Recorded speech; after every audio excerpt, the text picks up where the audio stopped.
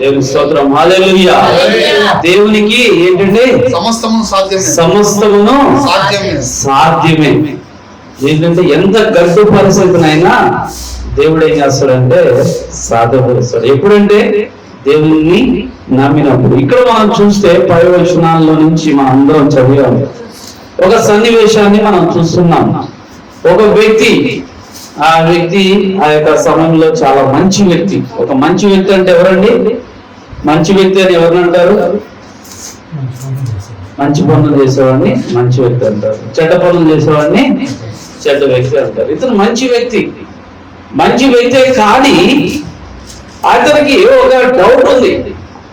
నేను మంచివాడినే, నేను అనేక పనులు నేను చేస్తున్నా, నేను అనేక మందికి డొనేషన్ చేస్తున్నాను, అనేక మందికి నేను ఉద్యోగాలు ఇస్తున్నాను, లేదా అనేక మందికి నేను అనేక రకాలుగా నేను సహాయం చేస్తున్నాను.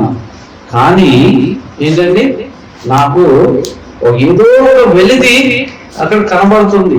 ఏదో ఒకటి మనశ్శాంతి లేదు ఆయనకి. ఏంటంటే ఏదో ఒక మనిషి అన్ని ఉన్నా కానీ, అన్ని జరిగిస్తున్నా కానీ, అన్ని చేస్తున్నా కానీ ఆయనకి మనశ్శాంతి లేదు.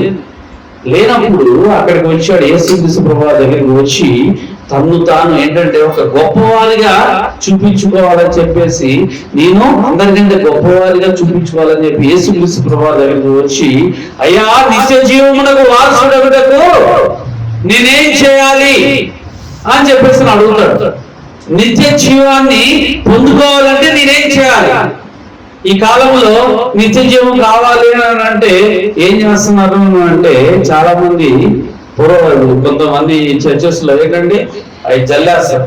ఏది పోపు వీళ్ళు ఉంటారు కదా, వాళ్ళది ఇట్లా జల్లేగానే అది తీసుకోగానే ఆశీర్వాదం తీసుకోగానే ఏమైపోతారండి వాళ్ళంతా పాప క్షమాపణ కలిగిపోయి వాళ్ళంతా ఏంటంటే ఆ యొక్క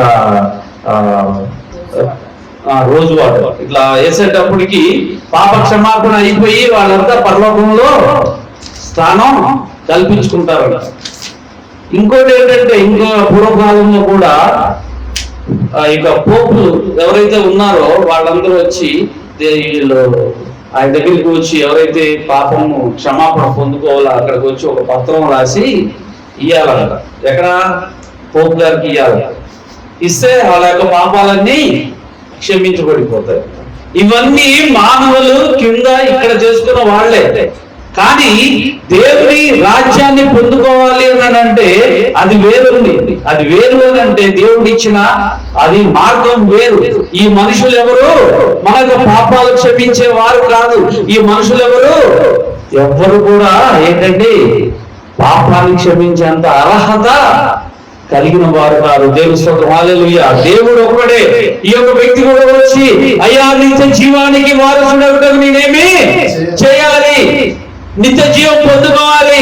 నాకు అన్ని ఉన్నాయి, ధనం ఉంది, అంతస్తులు ఉన్నాయి, నాకు అన్ని ఉన్నాయి, వైభోగ్యం ఉంది, మంచి అందం ఉంది, అన్ని ఉన్నాయి. కానీ నాకు నిత్య జీవము కావాలి. ఈనాడు చాలా మంది అన్ని ఉన్నా కానీ మనశ్శాంతి లేదు, మనశ్శాంతి లేదు, మనశ్శాంతి లేదు. వారి యొక్క జీవితంలో నిద్రపడ్డదు, వారి యొక్క జీవితంలో కరెక్ట్ గా అన్నం తినే ఇది కూడా లేదండి. వారి యొక్క జీవితంలో మంచిగా పడుకున్నా ఇది కూడా లేదు. ఒకటే టెన్షన్స్ తో ఉంటారు. వారికి యొక్క ఏం లేదంటే వాళ్ళకి నిద్రపడ్డదు, టెన్షన్, మనశ్శాంతి లేదు. వారి యొక్క జీవితంలో నెమ్మది లేదు. వారి యొక్క జీవితంలో ఎన్నడూ అశాంతితోనే ఉంటారు.